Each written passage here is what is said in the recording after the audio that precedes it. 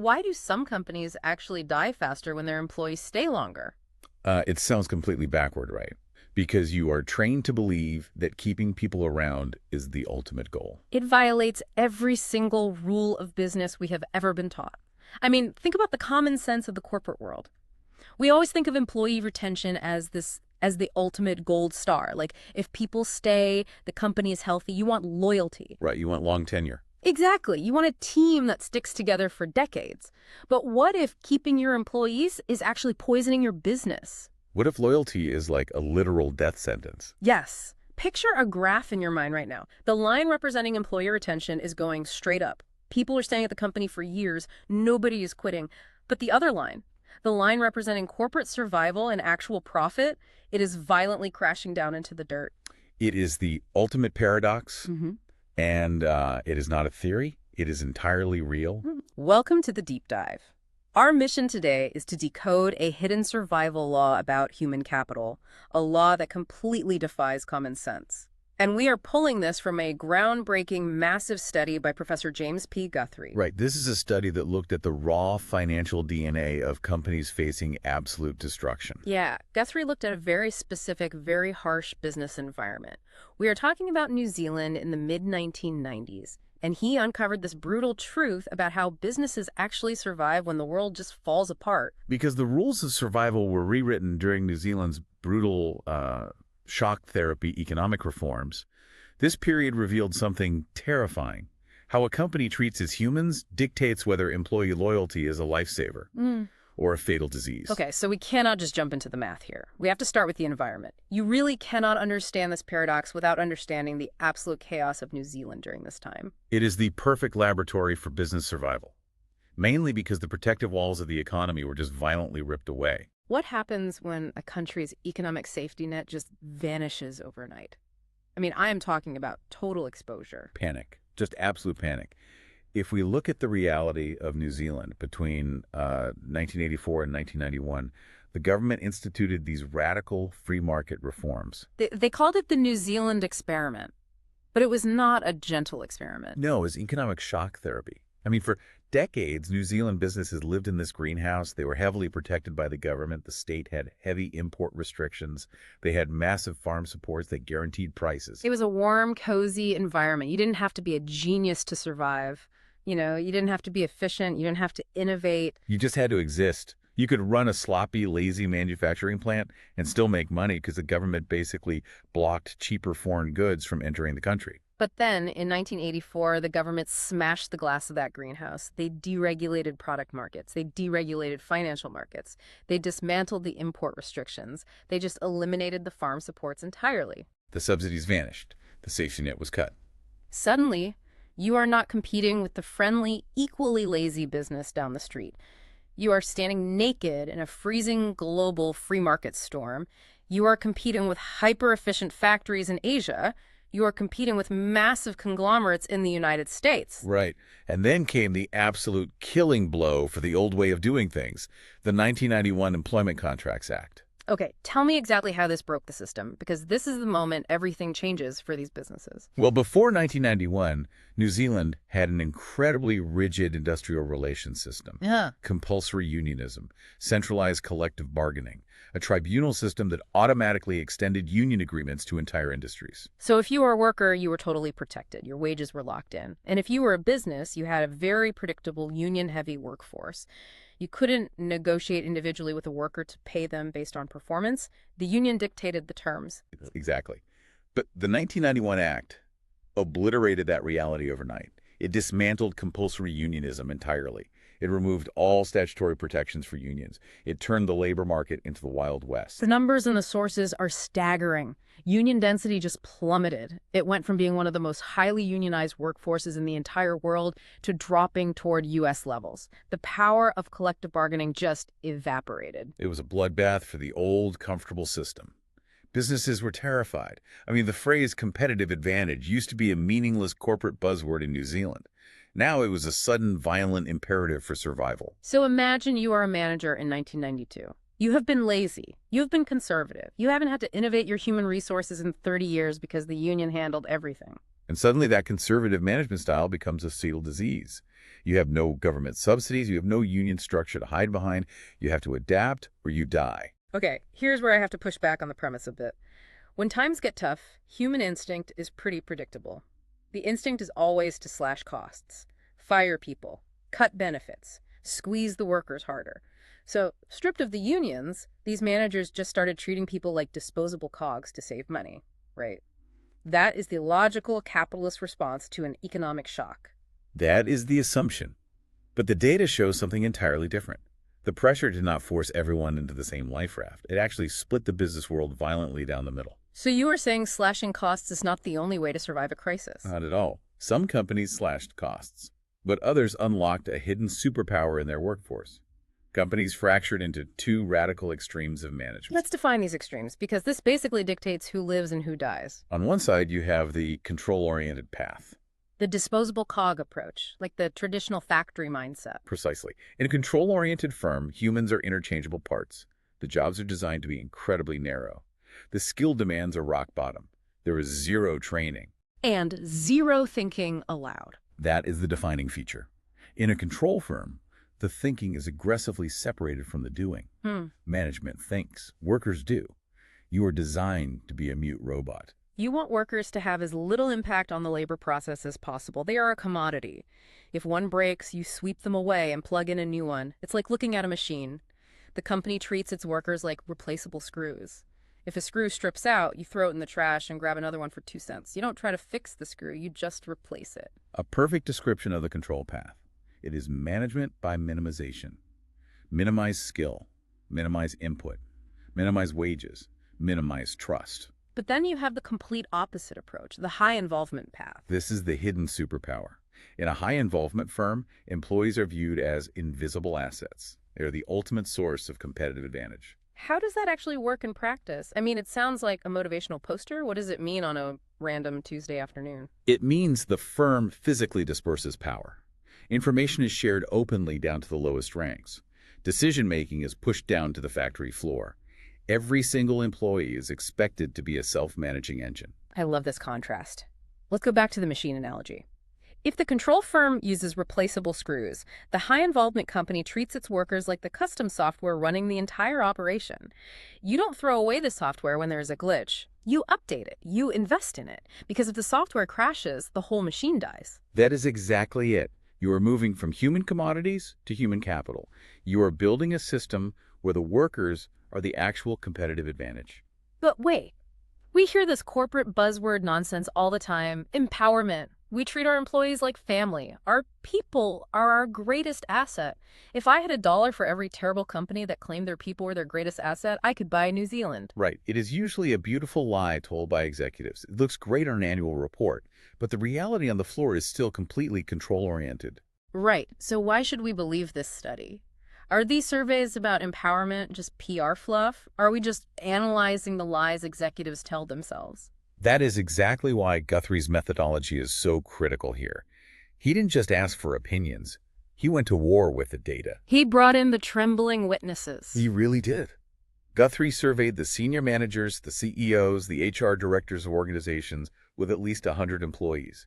He targeted the big players. But he crossed all sectors, right? He didn't just look at fancy tech startups. No, he looked across the entire economy.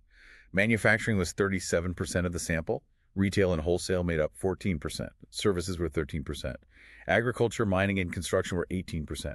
Transportation, communications, finance, everyone was in the crosshairs. So he got usable, hardcore survey data from 164 distinct companies. But he knew executives exaggerated. He knew they want to look like progressive, modern leaders. So he didn't just take their word for it. He cross-checked their survey claims against hardcore, official financial databases. Oh, he checked the receipts. He pulled their actual financial DNA. He looked at Company Intelligence International, the DataX database of New Zealand-listed companies, Disclosure WorldScope. He looked at their raw tax filings and public disclosures. And what happens when you compare what an executive claims on a fluffy survey to what the official tax databases report? Usually the story just falls apart. But here the correlation was massive. For the number of employees, the correlation between the survey and the tax data was 0.97. Wow. That is virtually identical. So they weren't lying about their size. And for the sales data, the correlation was 0.96. Okay, so this isn't theory. This isn't corporate fluff. The baseline reality of these companies is mathematically sound. It is bulletproof reality. What makes this study so rare is how incredibly clean the data is. We aren't guessing about their productivity or their size. We're looking at cold, hard math. Okay, so we know the financial data is real, but how do you actually measure something as warm and fuzzy as high involvement? I can measure sales. I can measure headcount. How do I measure empowerment? That is the genius of the study. Guthrie realized he couldn't just ask, "Are you a nice boss?" He needed ruthless binary metrics. He identified 11 specific, complex human resource practices. So if I'm a manager, I can't just put a ping pong table in the break room and call it high involvement. What are the actual hardcore practices Guthrie looked for? Are we talking actual structural power? We are talking about fundamental shifts in how the business operates. Let's look at the 11 practices. First, internal promotions. Are you actually moving people up the ladder, or are you just hiring external managers to rule over a stagnant underclass? That changes the psychology instantly. I mean, if I know I can never be the boss, I stop caring. Exactly. Then there is performance-based promotions, skill-based pay. Are you paying people more simply because they learned a new skill, even if their job title didn't change? You are incentivizing them to get smarter. Then the financial practices, profit sharing, employee stock ownership. Tying their wallet directly to the company's survival. Like, if the company bleeds, they bleed. If the company wins, they buy a boat. Right. Then there are the structural practices, information sharing. Do you show the frontline workers the actual financial health of the company? Most companies hide that like nuclear launch codes. But high-involvement firms paste it on the break room wall. Then you have employee participatory programs, teams, cross-training, and training focused on future skill requirements. Cross-training is huge. Teaching the guy who pulls the lever how the shipping department works. He looked at all 11 of these practices. And he didn't just ask if they existed. He asked, what percentage of your workforce is actually covered by these policies? Not just the executives getting stock options, the entire workforce. Does the janitor get profit sharing? Does the line worker get cross-trained? He took all that data across those 11 practices and boiled it down into a single, merciless numerical score, a weighted Z-score. So he didn't just add up a score, he created a way to grade companies on a curve. It tells us exactly how far a company deviates from the absolute painfully average baseline. So every company gets a grade. A high score means you are heavily invested in your people. You share profits, you cross-train, you give them power. A low score means you are a control freak running a factory of mute robots. And then he ran the numbers against their productivity. Yes, and he defined productivity in a very specific way. He looked at the logarithm of sales per employee, total output divided by labor inputs. Meaning he wasn't just looking for a tiny bump in sales, he was looking for exponential compounding growth. And the result was undeniable. A massive positive link. The more you invest in these 11 practices, the higher your total output per employee. So treating people like assets actually works. It creates an explosion of efficiency, but you have to understand the math behind it. It only works if the massive output is bigger than the massive cost of the investment. See, this is the pushback I have. This all sounds incredibly expensive. Training people costs time. Taking them off the factory floor for a participatory meeting stops production. Giving them stock options dilutes the ownership. Paying skill-based wages inflates payroll. You're telling me this massive upfront cost actually pays off on the balance sheet. It is not charity. It is a brutal, highly effective capitalist strategy. You are investing heavily in human capital because the return on investment completely outpaces the cost. But wait, if I'm cross-training my employees, sharing the financial playbook, and making them hyper-competent decision makers, aren't I just making them incredibly attractive to my competitors? It sounds like I'm building a massive flight risk. You have just hit on the terrifying catch, the fatal curse of the invisible asset. Could spending thousands of dollars to train your employees actually be planting a bomb inside your own company? Yes. Yeah. Because high involvement makes an employee incredibly valuable. You are manufacturing geniuses. Walk me through that. Why is employee value a bomb? Think about what you are doing in a high involvement system. You are giving them raw data. You are cross-training them to understand multiple parts of the business. You are teaching them how to solve problems without asking permission. You are making them the ultimate operator. You are giving them what economists call tacit knowledge. This is the unwritten, unspoken knowledge of exactly how to make your specific company win. It's not in a training manual. It's not in a handbook. It's in their heads. It's the worker who knows that the machine always jams on Tuesdays when it rains and exactly how to hit it with a wrench to fix it in 3 seconds. You can't write that down. Exactly. So when you empower workers, they literally become the central nervous system of the business. Which means if they walk out the door, they take a piece of the company's brain with them. They don't just take a pair of hands. They take the tacit knowledge. They take the cross-training. This is the concept of organizational centrality. Explain that. In a high-involvement firm, every single employee is pivotal. Because you disperse the decision-making, you disperse the responsibility. They are structurally central to the daily operation. So the better you train them, the more devastating it is when they quit. You have invested massive amounts of money into making them an invisible asset. If that asset leaves, your financial investment vaporizes. A high-involvement company is absolutely paralyzed by turnover. Okay, that makes perfect sense. If you build a company that relies on geniuses, and the geniuses leave, you are dead. The brain drain destroys you. But let me stop you right there. That logic should apply to everyone. Turnover is always bad, right? This is where the data slaps you in the face. This is the great reversal, the heretical hypothesis that Guthrie proved. Let's look at the graph. Walk me through the actual math of turnover, because it sounds like a recipe for a collapsing business either way. You would think high turnover is bad for business across the board. But the study reveals a wild crossing graph. It looks like a massive violent X. The lines completely cross each other. Explain the X. As we just established, the line for high-involvement firms goes down.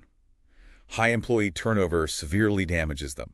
The more people quit, the more productivity crashes. The brain drain line. But the other line on the X, the control-oriented firms, high employee turnover actually helps them. Wait, actively pushing back on this? That defies basic business logic. You are telling me that a company actually generates more revenue when their workers quit constantly. Yes. For a control-oriented firm, retaining employees destroys productivity. Employee retention is sweet honey for one type of company, but literal poison for another. How is that mathematically possible? Let's look at the actual dollars. This is the sweet golden line versus the arsenic of control. Let's start with the high-involvement companies, the ones who invest in their people.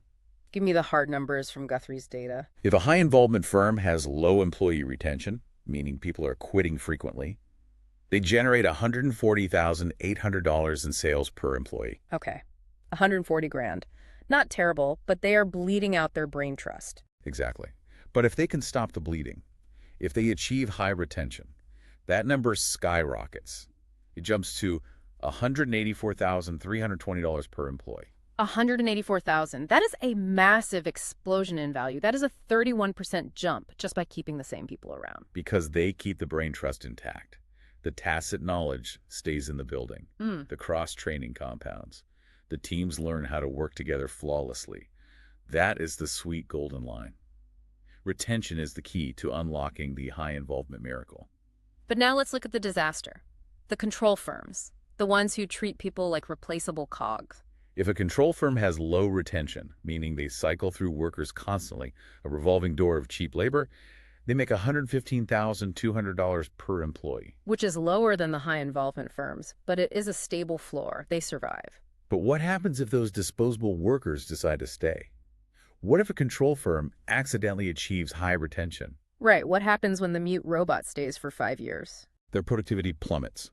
It crashes by 22%. It drops all the way down from $115,000 to $89,600 per employee. Wait. 89,000. That is an absolute nosedive. Why? Why does loyalty kill control firms? We need to dissect this screw logic. Why does an experienced screw cost more but do less work? Think about the fundamental design of a control-oriented firm. Narrow jobs, low skill demands, centralized decision-making. You explicitly do not want them to think. You just want them to pull a lever. Put tab A into slot B, 8 hours a day. Right. So if a worker stays at that specific job for 5 years, do they get better at pulling the lever? Not really. A lever is a lever. You max out your lever pulling skill on day 2. By year 3, you are just bored out of your mind. Exactly. Their skills do not improve. The job does not allow for skill improvement. But because they have seniority, their wages go up. They get annual cost of living raises. They get more expensive health benefits. They get more vacation days. Oh, I see the trap.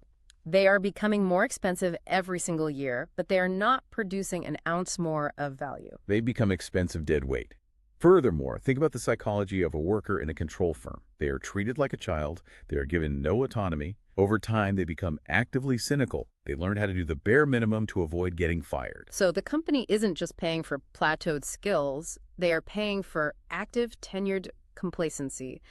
The worker is literally getting paid more to care less. That is the arsenic of control. Control firms rely entirely on cheap, disposable labor. The whole model is built on paying the absolute minimum wage possible. So if a worker stays, they break the financial model. You are paying a premium wage for a commodity skill.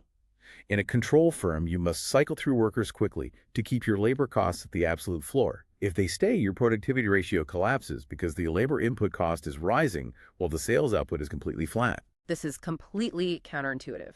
You are actively incentivized as a manager to make your workplace miserable so people quit before they get too expensive. You want a revolving door. You need a revolving door to survive if you choose the control path. If you build a factory of replaceable parts, you better make sure you are constantly replacing them. Let's zoom out and look at the massive gap between these two systems. Let's talk about the $70,000 productivity dividend. If we compare the absolute bottom to the absolute top, a control firm cursed with high retention makes roughly $89,000. Let's round to $90,000. But a high-involvement firm, blessed with high retention, makes over $184,000. The study's baseline average showed that moving from the absolute bottom of the high-involvement scale to the top creates an absolutely staggering 73% jump in output, from about $96,000 to over $166,000 on average. That is a 1.6 times leap in productivity. It is an ocean of money. So here is my question. If the data is this bulletproof, if the financial reward is this massive, if treating people well literally prints money, why do so many companies aggressively reject it? Why is every single company on earth not running a high-involvement system? Because managers are terrified. It's like someone offering you the keys to a Ferrari, but you refuse because you'd have to pay for premium gas and expensive insurance. You'd rather drive a beat-up, rusted sedan because the regular gas is cheap and you don't care if it gets scratched. That is a highly accurate analogy.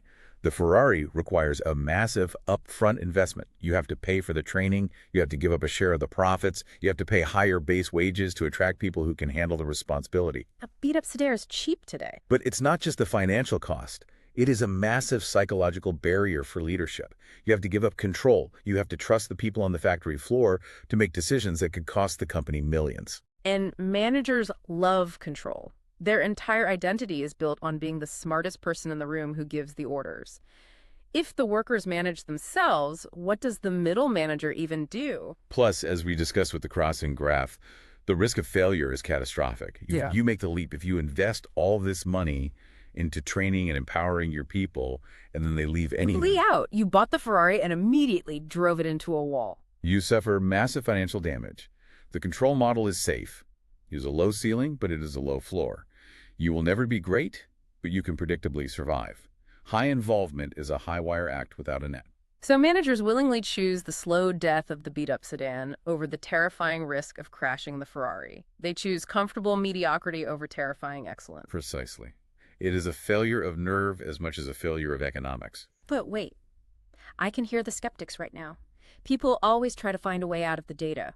Oh, sure, high involvement works for fancy tech companies or rich finance firms in downtown Auckland. They have giant profit margins anyway. But I run a grocery store. I run a steel mill. I farm sheep. It doesn't apply to my gritty blue-collar reality. Guthrie anticipated every single one of those excuses. He knew the traditional managers would try to dismiss the findings, and he mercilessly filtered those excuses out. How do you filter out the reality of different industries?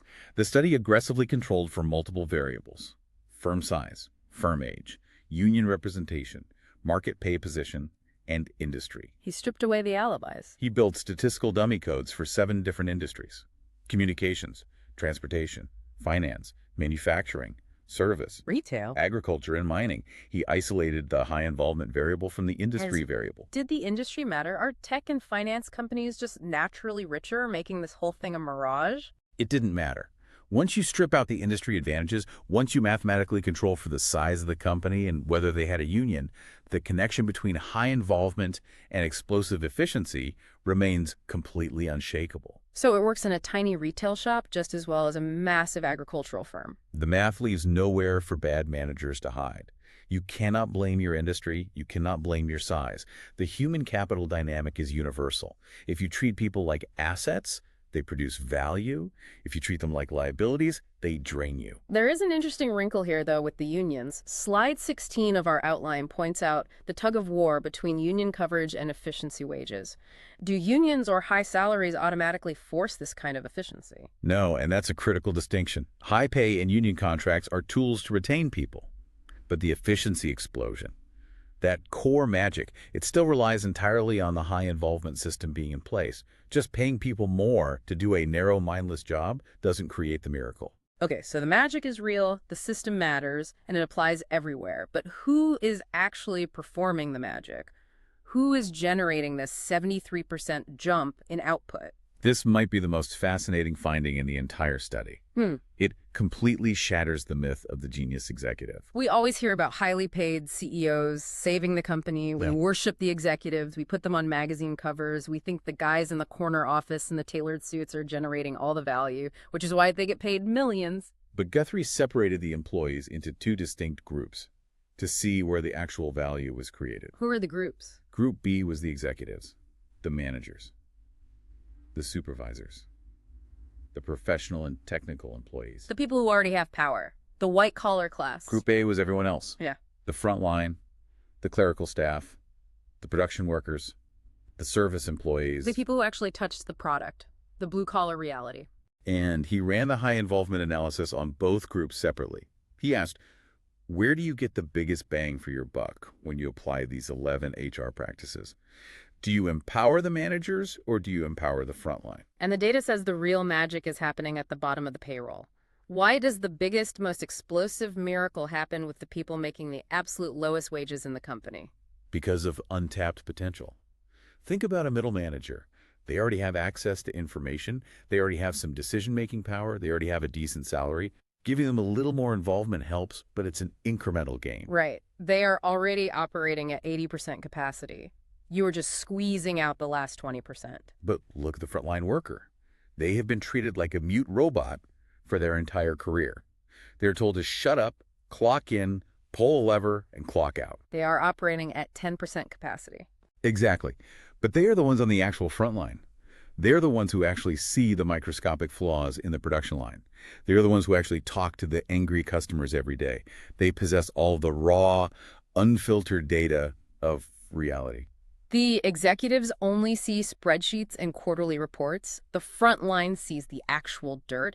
They know why the machine breaks. They know why the customer is mad. So when you take that frontline worker and suddenly you give them data, you give them the power to stop the assembly line if they see a defect. You give them a financial incentive to care about the profit margin. The untapped potential explodes upward. It's like finding a massive oil reserve in your own backyard that you were previously ignoring. It is earth-shattering. The high involvement magic works significantly better on the frontline workers than on the executives. Empowering the bottom tier is the absolute fastest way to skyrocket your productivity. It's incredible. You are unlocking a massive reservoir of human intelligence that you were previously suppressing on purpose. You were paying them to be stupid, and now you're paying them to be brilliant. But unlocking it comes with a price tag, which brings us to the strategic pairing. You want high output. You must pay high wages. But is the extra cost actually a bargain? Let's talk about the closed loop of compensation. If you are going to use high involvement practices, you are creating incredibly valuable human assets. You are creating highly trained, hyper-competent frontline workers. We established that. The invisible assets, the central nervous system. We established that if they leave, you are dead. If your cross-trained, problem-solving frontline worker walks across the street to your competitor, they take your competitive advantage with them. So how do you stop them from leaving? You can't chain them to the desk. You have to pay them. You must pay them high-efficiency wages. Yeah. You have to pay above market rate. Explain the efficiency wage hypothesis. This was a core concept Guthrie used. It is the economic concept that paying above market wages actually reduces turnover and increases productivity so much that it pays for itself. It is a strategic pairing. You cannot have a high-involvement system without high compensation. The two must exist together. Because if you make an employee a hyper-competent, cross-trained genius, and you continue to pay them minimum wage, Your competitor down the street will instantly coach them for $1 more an hour. You just spent $10,000 training an employee for your worst rival. so it's a closed loop. High involvement creates valuable human assets. Because they are valuable, you must pay high-efficiency wages to keep them. And if you keep them, they release massive efficiency that pays for the high wages. Exactly, it feeds itself. But we have to address the academic honesty of the study right here. This is a crucial point Guthrie himself makes. Right, we have to talk about the chicken or the egg dilemma. This study is based on cross-sectional data. It is a snapshot in time. We're looking at these 164 companies in 1995 and 1996. Okay, what does that mean for the results? Does it invalidate the math? It doesn't invalidate it, but it raises a question of causality. We can see that high involvement and high productivity exist at the exact same time in these companies. But we have to ask the hard question. Does high involvement actually create the wealth? Or do wealthy companies just have the spare cash to play around with high involvement? Oh, that is a brilliant pushback. Are these companies highly productive because they empower their workers? Or are they empowering their workers simply because they are already rich, highly profitable monopolies who can afford to run a fancy HR experiment? Guthrie acknowledges this limitation. He cannot definitively prove the direction of causality with a single snapshot in time. He can prove they are linked, but he cannot prove which one birthed the other. But the theory heavily leans toward the virtuous cycle, right? Right. It is highly likely a virtuous cycle. Yeah. You invest a little bit in your people, you get a little bump in productivity, Yeah. you use that new wealth to invest more in training, you get a bigger bump in productivity. But the lesson for a manager remains exactly the same. You cannot separate the high expectations from the high rewards. You can't demand high involvement problem solving from minimum wage, disposable workers. Not just spend within your means, but you have to build the entire system together. High involvement absolutely demands retention, and retention absolutely demands financial investment. It is a terrifying, beautiful machine. If you align the gears, trust, training, pay, and retention, it literally prints money. If one gear slips, if you train them but don't pay them, or pay them but don't train them, the machine tears itself apart. Which brings us to the final synthesis of all this data. As we wrap up this deep dive, look at the brutal math staring you in the face. $184,000 in revenue per employee versus $89,000. Which path do you choose? The most important takeaway from Guthrie's New Zealand data is the absolute destruction of the middle ground. You can't half commit. You can't dip your toe in the water. If you try to play both sides, you die. If you treat people like disposable tools, you must cycle through them quickly. You must embrace a high turnover model, or their rising seniority costs will drain your resources. The arsenic of loyalty. But if you treat them like assets, you must protect them at all costs. You must pay them. You must retain them. Because if you empower them and then let them walk out the door, your company will bleed out its own brain. There is no safety in the middle. You are either a ruthless control firm feeding on cheap labor and high turnover, or you are a high-wire involvement firm betting your entire life on your people. The choice is absolute. The data demands a side. So look at your own workplace right now. Look at the business you run or the company you work for. Ask yourself the most dangerous question. Are the humans around you viewed as fuel to be burned or assets to be guarded? Every single policy your company has is answer that question. The pendulum of history is swinging. The protective walls are gone. The AI revolution is threatening to turn everyone into a mute robot or elevate us into hyper-operators. The math proves that the choice you make will dictate whether you thrive or march yourself right off a cliff. Think about what happens when your best employee walks in tomorrow. Do you see a cost? Or do you see your survival?